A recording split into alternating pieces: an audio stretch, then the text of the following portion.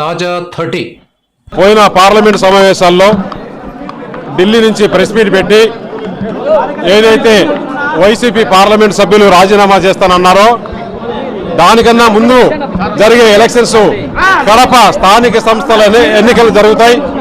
దాంట్లో మీ చిన్నాన్న అభ్యర్థిగా ప్రకటించారు. ఆ సీటు గెలుచుకుంటే మీరు ఏదైనా మాట్లాడండి, ఆ సీటు తప్పకుండా మేము గెలుస్తామని 3 నెలల కిందటే చెప్పాను. దాని తర్వాత అప్పుడు మా అభ్యర్థి ఎవరిని కూడా డిసైడ్ చేయలేదు. తెలుగుదేశం పార్టీకి బలం ఉంది.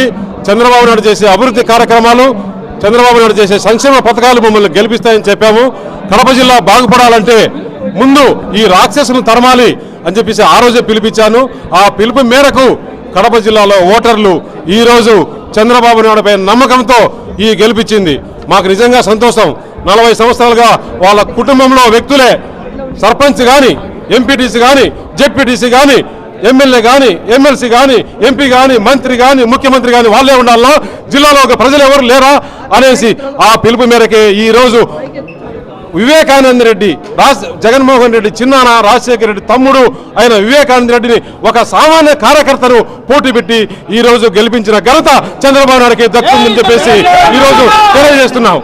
ఈ గెలుపుకు ప్రతి ఒక్క ఓటర్కి పాదాభివందనాలు తెలియజేసుకుంటున్నాం.